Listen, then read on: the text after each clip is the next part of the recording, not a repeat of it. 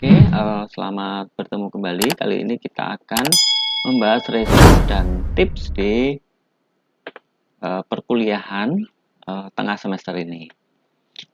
Adapun eh, pembahasan ini agar kita mereview, meremind apa yang sudah kita pelajari selama 7 pertemuan terakhir ini. Yang pertama yaitu tentang bilangan. Nah, sebagaimana kita tahu, bilangan kalau kita membahas matematika sudah tentu kita akan membahas tentang bilangan karena ini adalah bagian yang paling dasar dari matematik. Jadi kalau misalnya kita menyebut ada satu jembatan, maka kita sebut kita menuliskannya satu. Ada dua jembatan, dua jembatan. Ada satu sapi, misalkan sapi.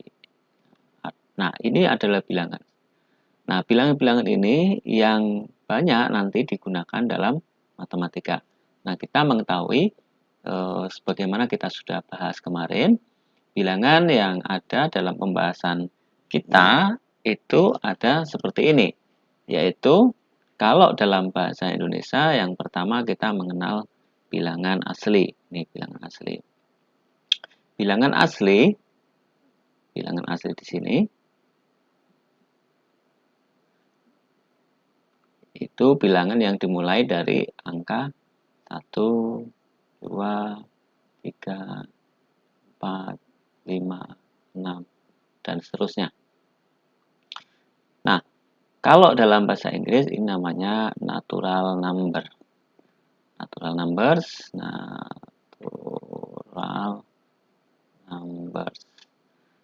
Nah, lalu setelah ada bilangan asli, ini bilangan asli tidak punya nol. Padahal suatu saat kita pasti tanya, apakah kamu punya rumah? Saya belum punya. Nah, untuk mewakili sesuatu yang belum kita punya ini, maka kita buat nol. 0, 1, 2, 3, 4, 5, dan seterusnya. Nah, bilangan yang dimulai dari 0 ini namanya bilangan cacah. Cacah. Nah, di sini. Ini kalau dalam di sini. Jadi, bilangan asli, karena bilangan asli sudah pasti dia merupakan bilangan cacah. Sedangkan bilangan cacah belum tentu bilangan asli, karena ada anggotanya yang bukan bilangan asli, yaitu 0. Nah, dalam bahasa Inggris ini namanya whole number. Sini ya, whole number. Lalu setelah bilangan cacah, nah ini saya buat di bagan yang dibuat oleh Don Larson ini cukup menarik. Nah, setelah bilangan cacah, maka kita akan mengetahui bahwa ada angka negatif. Anggaplah misalkan saya berhutang sapi 1, hutang sapi 2, hutang 5.000 triliun, hutang 6.000 triliun, sebagaimana hutang yang ada di saat ini, maka ini tidak mungkin sama dengan surplus 6.000 triliun, surplus 100 sapi, 1.200 sapi. Maka di sini ada perlu membedakan bilangan yang negatif. Nah, sehingga 2, min 1, 0, 1, 2, dan sehingga. Nah, ini namanya bilangan integer atau bilangan bulat. Nah, persamanya ini integer. Nah, integer. Nah, di atasnya bilangan integer ini ada bilangan di mana kita itu kadang tidak memiliki satu bagian penuh. Misalkan, saya hanya punya setengah roti, setengah dari apa yang dipunyai orang. Maka di sini perlu ada yang namanya bilangan pecahan. Nah, bilangan pecahan yang ada di antara bilangan integer ini kalau ditambahkan, maka namanya di sana ada namanya rational number. Di sini namanya bilangan rasional, ini sama. Karena bahasanya sama, rasional, cuma di sini ganti S ganti T aja. Bilangan rasional yang ada pecahannya. Itu misalkan hingga min setengah, 0, terus kemudian setengah, lalu 2/3, 3, misalkan 1, dan seterusnya. Ini adalah bilangan rasional. Nah, setelah ada bilangan rasional, ada juga bilangan yang irasional. Bilangan irasional yang seperti apa? Yang tidak bisa dinyatakan dalam pecahan. Contoh misalkan akar 2. Akar 2 ini berapa? Ini 1,4 sekian, nggak habis-habis. Jadi, setiap bilangan yang tidak bisa dinyatakan bentuk utuh dalam pecahan, maka dia bilangan rasional. Karena misalkan 1 koma ini sampai terus kita ingat. Ini contohnya misalkan pi dan yang lain-lain. Atau akar 3, akar 5, banyak ya yang rasional. Nah, ini namanya bilangan irrational numbers. Nah, bilangan rasional dan irrasional ini disatukan menjadi bilangan real. Jadi kalau ada bilangan rasional dan bilangan irrasional, maka dua-duanya itu bisa masuk dalam bilangan real. Sehingga bilangan real itu adalah gabungan kedua bilangan tersebut. Nah, di atas bilangan real ada namanya di sini complex number. Kompleks. Nah, di sini sudah di dalam diagram Venn disebutkan bilangan kompleks. Kenapa bilangan kompleks? Karena bilangan rasional itu tidak bisa menyebutkan misalnya akar min 1. Ini bilangan rasional, realnya tidak bisa. Maka ini wadahnya di bilangan kompleks. Bilangan kompleks. Bilangan kompleks sudah memasukkan bilangan ini. Oke, mari kita berlatih. Misalkan, which of the number in the set brackets minus 7, minus 3 square, root square, minus 1, minus a fifth, no, 0, 3 divide 4, 2 root square, p, and 5. Nah, bagaimana? Apakah bilangan ini, jadi bilangan yang ada dalam kurung ini, mana yang masuk dalam natural number, mana yang masuk dalam integer, mana yang masuk dalam rational number, dan mana yang masuk dalam irrational number. Jelas natural number adalah yang dimulai dari 1. Nah, di sini hanya ada 5. Jadi A itu adalah 5 saja. Ya, karena 0 masuk bilangan cacah. Terus kemudian B, yang integer. Nah, integer itu adalah bilangan bulat. Nah, bukan whole number ya. Kalau whole number itu bilangan cacah. Berarti dia min 7, min 1, 0, sama 5. Terus kalau yang C, rational number. Nah, rational number yang mana? Rasional. Tentu ini masuk ya semuanya. Yang B ini min 7, terus min 1, lalu, nah, ini rasional masuk min 1/5, 0, 3/4, terus 5. Terus yang irasional, ya yang irasional, ini yang irasional tentu di situ ada akar min 3, ada akar 2, ada pi. Karena pi ini kalau dibagi juga tidak selesai-selesai. Jadi seperti itu ya. Ini juga disebutkan di sini.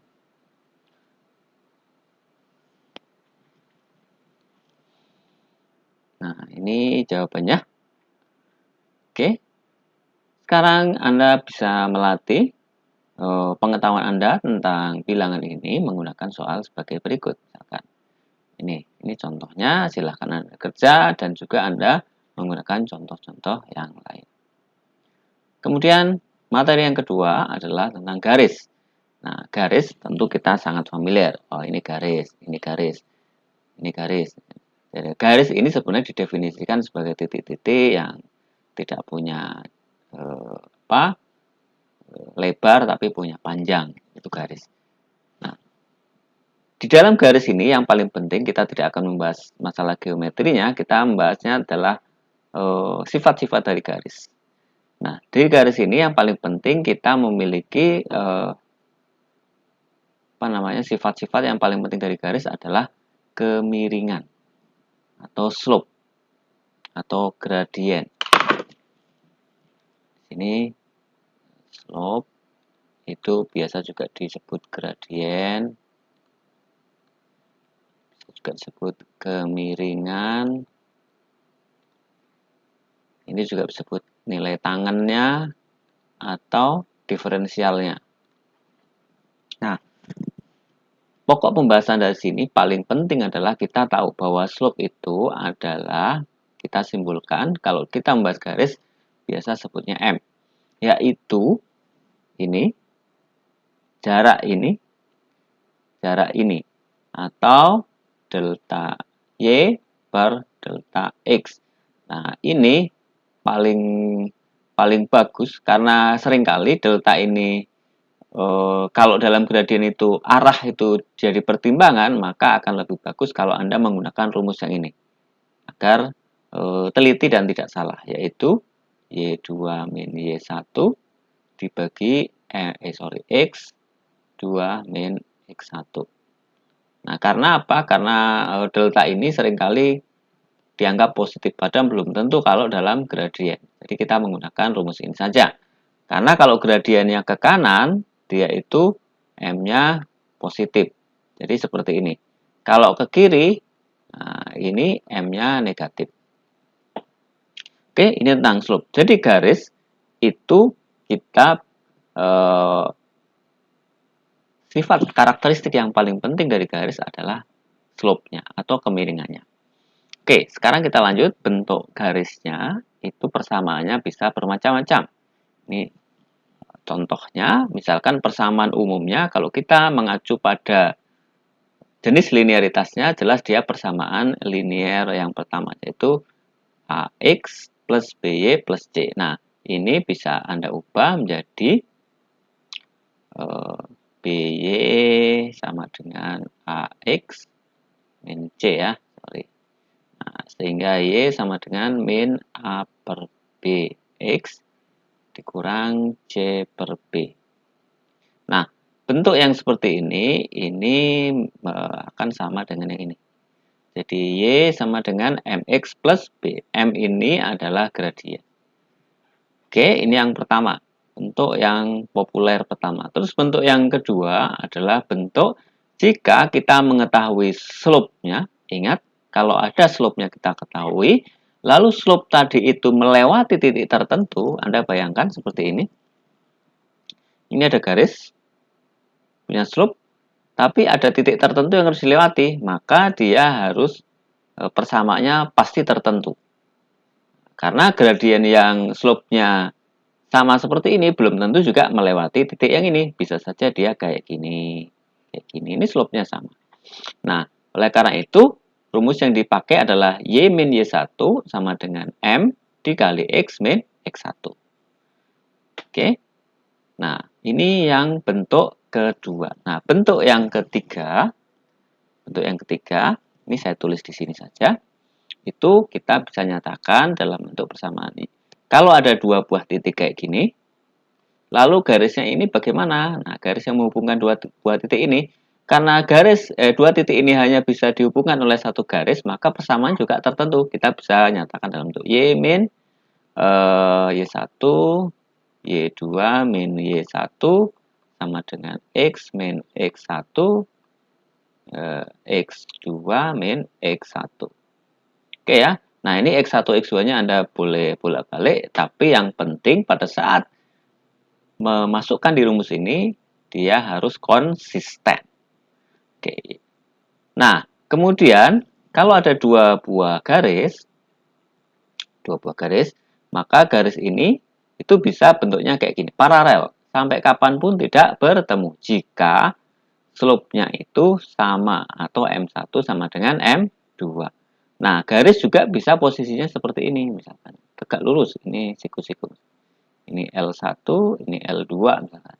Nah, ini dia punya hubungan slope-nya yaitu M1 sama dengan min 1 M2 atau M1 dikali M2 itu sama dengan min 1. Oke, ini. Nah, tentu hubungan dua buah garis tidak hanya paralel maupun tegak lurus, tapi dia juga bisa menjadi hubungannya adalah tidak jelas seperti ini misalkan. Nah, kalau dua buah garis seperti ini, biasanya yang ditanya adalah sudutnya ini. Berapakah alfa? Maka kita bisa menggunakan, menganalogikan dengan rumusan tangen. Jadi, bentuk persamaannya kita bisa menggunakan rumus kayak gini. Tan alfa itu sama dengan M1 dikurang M2 dibagi 1 plus M1 dikali M2. Nah, jadi ini mirip dengan pengurangan sudut. Jadi sudut alfa, anggaplah sudut ini M1, ini M2. Nah, jadi ini alfanya. Jadi kayak gini, rumusnya pakai ini. Nah, kalau kita sudah tahu slope-nya, maka kita tinggal menghitung sudutnya. Oke? Udah kan? Nah, sekarang kita latihan. Contoh garis ini. Soal yang ada di nomor 75. Determine whether two lines are parallel, perpendicular, or neither. Jadi kita suruh menyatakan apakah dua buah garis ini paralel, tegak lurus, atau yang lainnya. Nah, untuk mengetahui itu maka kita perlu M-nya. M1 ini setengah, kan? Nih. M2 sama dengan setengah. Maka dia M1 sama dengan M2. Ini paralel. Oke. Nah, sekarang yang ini. Yang 77. M1 sama dengan 3/4. M2 sama dengan min 4/3. Nah, ini tidak sama. Nah, coba Anda kalikan M1 kali M2. Itu hasilnya 3/4 dikali min 4/3. Ini bisa dicoret, coret, hasilnya min 1. Artinya apa? Dia adalah perpendicular. Oke, jadi seperti itu ya. Anda cek. Nah, kalau nanti ditanya adakah sudutnya, Anda menggunakan rumus yang terakhir. Nah, bagaimana dengan soal yang ini?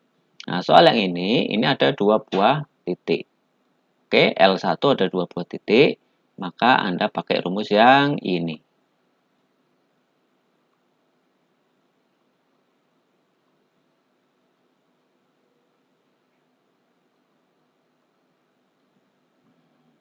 Kalau Anda sudah dapat rumus Y sama dengan MX plus C-nya, maka Anda tinggal menghitung ini M-nya berapa dan ini M-nya berapa, lalu Anda kembali ke pengetahuan M1 sama dengan M2 atau enggak, atau M1 dikali M2 sama dengan min 1 atau bukan, dan seterusnya. Oke. Nah, ini adalah salah satu contoh kalau kita menggunakan M1 dan M2-nya tidak sama. M1 pakai M2, ini akar 3 dengan min akar 3. Jelas tidak sama. Lalu kalau saya kali akar 3 dikali minus akar 3. Ini adalah min 3. Jelas dia bukan min 1. Jadi dia juga bukan tegak lurus. Maka kita harus menggunakan rumus ini. Dan alfa sama dengan M1 min M2 1 plus M1 M2. Nah, jadi kita tinggal memasukkan angkanya ini bagaimana sudah dikerjakan di sini. Hasilnya tan alfa itu adalah min akar 3. Nah, ingat alfanya kalau akar 3 ya kan? Ini alfanya adalah 60 derajat. Tapi karena dia minus, maka dia ada di bukan di kuadran 1. Jelas ada di kuadran 2 atau 4. Gitu kan? Nah, kalau kuadran 4 mungkin tidak karena dia bentuknya garis begini. Nah, karena paling maksimal itu 180. Maka dia ada di kuadran 2. Sehingga Anda masukkan rumusnya 180 dikurang 60. hasilnya 120. Oke, seperti itu ya. Anda berpikirnya harus selalu logis. Anda boleh latih menggunakan soal-soal yang lain. Sekarang kita masuk ke fungsi inverse. Kalau fungsi yang sudah didefinisikan, sebuah fungsi dia harus memiliki hubungan seperti ini. Sekarang ini 1, 2, 3, ini A, B, C.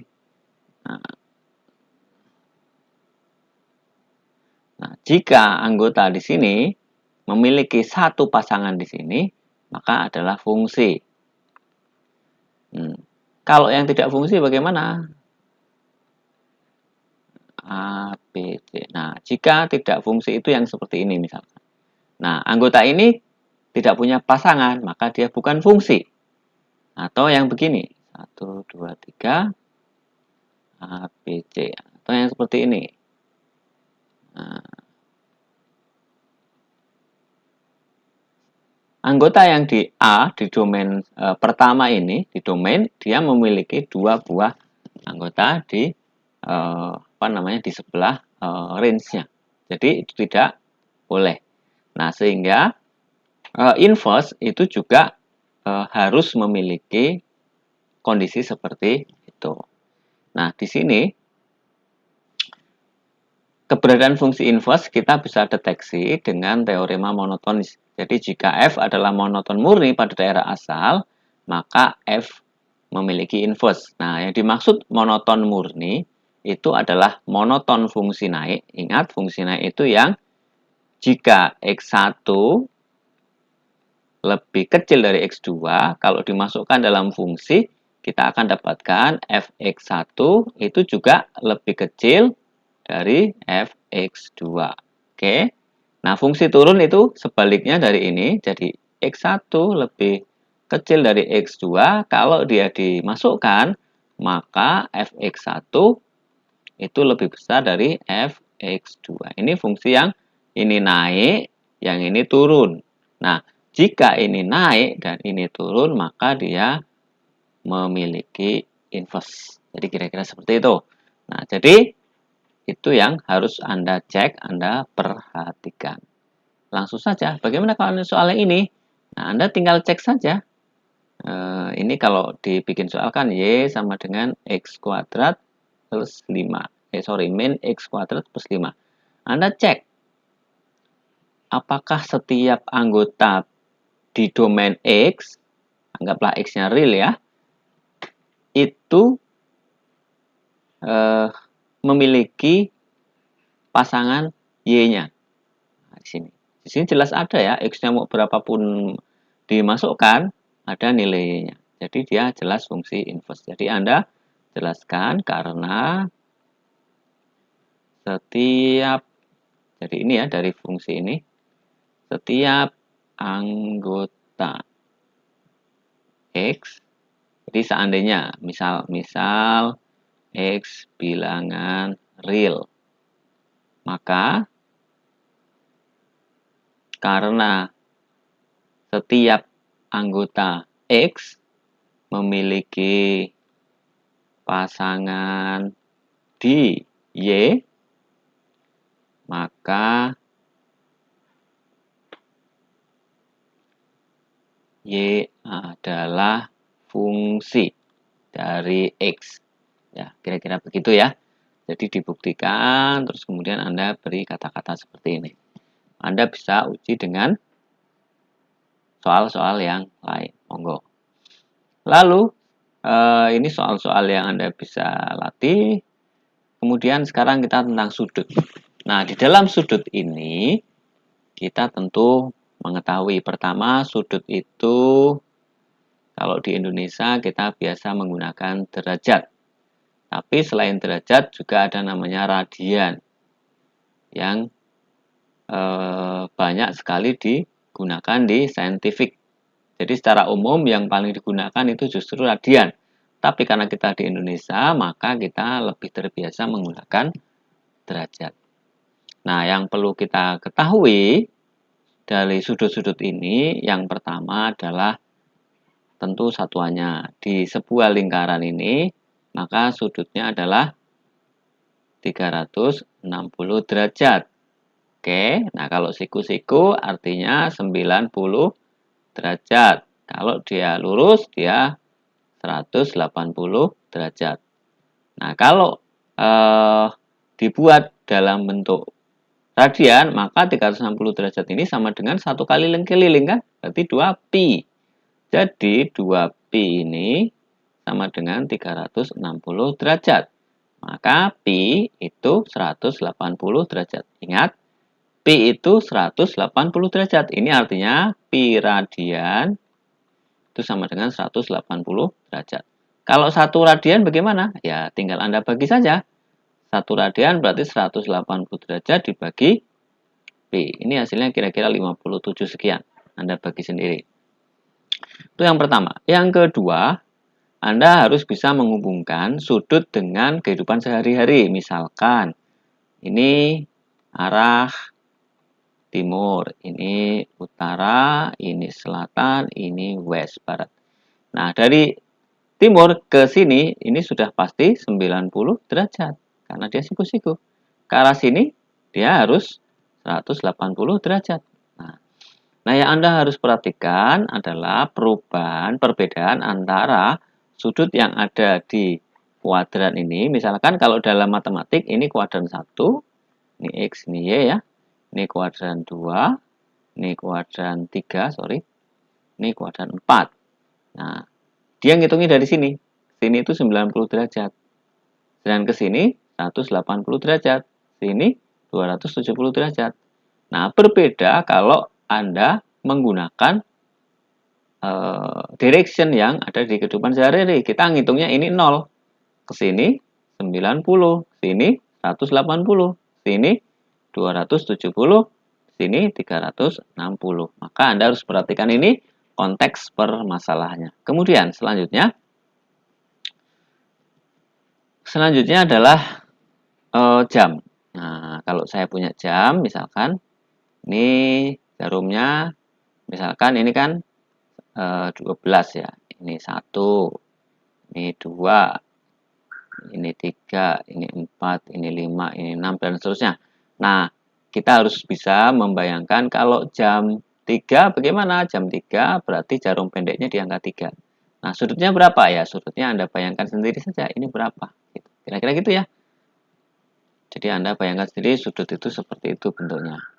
Oke, selanjutnya soal. Nah, ini salah satu contoh soal yang sering muncul dalam pembahasan sudut, yaitu mengenai. Nah, ini kalau soal ini Anda gampang, ini sebenarnya jumlahnya kan 180 derajat karena dia lurus. Nah, jadi karena jumlahnya itu 180 derajat, maka Anda tinggal masukkan X plus X min 20 ditambah 2X. Ini saya tambah-tambahkan semua. Ini sama dengan 180 derajat. Ini berarti 2X min 20 plus 2X plus 180. Lalu bertele-tele X min 20 sama dengan 180 derajat. Nah, jadi Anda tinggal tambahkan ini 200 X-nya itu sendiri. Oke. Ini adalah contoh soal tentang sudut. Nah, kemudian ada lagi yang setelah sudut tentu kita masuk ke trigonometri.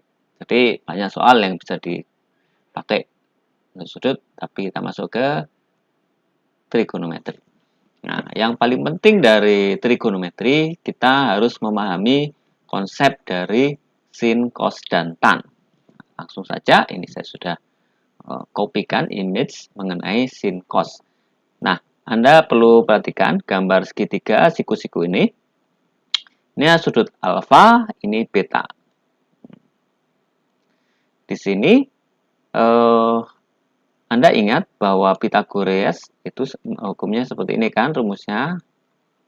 Dari X kuadrat ditambah Y kuadrat itu sama dengan R kuadrat. Jadi sisi yang paling panjang ini kalau dalam segitiga siku-siku adalah jumlah kuadrat dari sisi yang lainnya. Jadi sisi panjang kuadrat itu sama dengan jumlah sisi kuadrat lainnya. Nah, perbandingan ternyata perbandingan dari sisi-sisi ini ternyata sangat unik. Nah, di sini ditemukan sin itu adalah perbandingan sisi yang di depan, ingat di depan ya, itu dengan R. Di depan dan di samping. Cos itu yang di sini dengan di samping. Tan itu adalah Y dibanding X. Jadi selalu seperti itu ya. Nah, di sini disebutkan tan alfa sama dengan sin alfa per cos alfa. Kok bisa gini? Nah, Anda tinggal masukkan aja. Kalau sin X itu sama dengan Y per R. Cos X sama dengan X per R. Nah, ini bisa dicoret. Jadi tan adalah Y per X. Sama kan? Oke, selanjutnya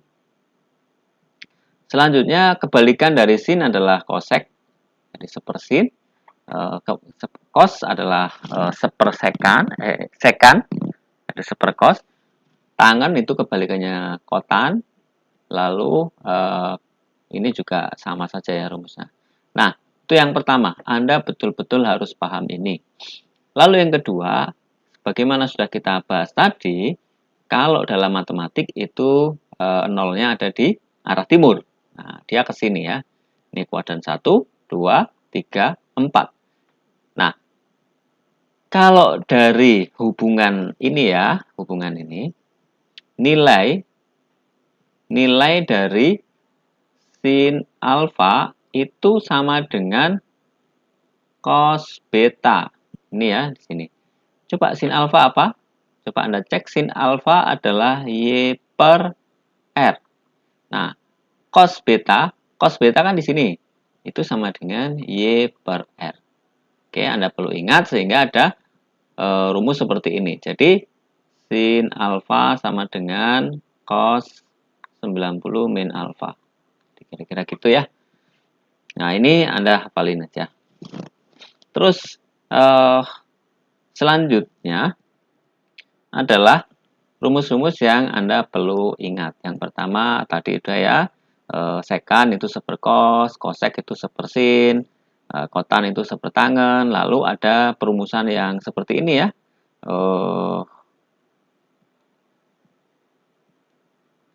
Terus ada identitas cos kuadrat A alfa ditambah sin kuadrat alfa itu sama dengan 1. Apakah benar? Ya, semuanya benar. Karena cos kuadrat alfa ditambah sin kuadrat alfa itu sama dengan 1.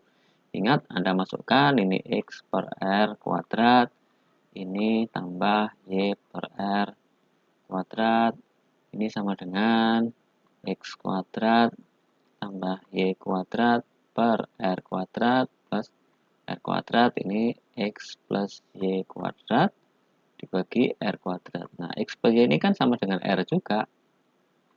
Nah, sama dengan 1 ya. Jadi semua dimaklumi. Jadi Anda harus hafal dari identitas yang ada di sini semuanya. Oke, ini ada contoh. Nah, contoh dari G ini Anda harus selalu ingat ada G tertentu, ada trik tertentu sehingga kita bisa jelas. Jadi misalkan sin X sama dengan 2 cos X misalkan. Nah, ini sin dan cos. Jadi Anda tinggal pindahkan saja. Jadi cosnya ke sini jadi sin X per cos X sama dengan 2. Atau sebaliknya, cos X dibagi sin X sama dengan setengah. Nah, cos dan sin atau sin per cos ini kan tangen atau kotangen kan? Nah, ini sudut istimewa. Maka Anda langsung ketemu sebenarnya. Oke, dengan tahu seperti itu, maka Anda bisa menyelesaikan banyak soal. Nah, ini ada soal pengayaan. Anda boleh coba. Ini sudut, jadi sudut itu seolah-olah mudah, tapi Anda bisa coba apakah ini gampang atau tidak. Oke, sekian dari saya. Mudah-mudahan resume ini bisa membantu Anda dalam memahami materi yang sudah kita bahas, pengulangan materi SMA. Dari pertemuan pertama sampai pertemuan ke-7.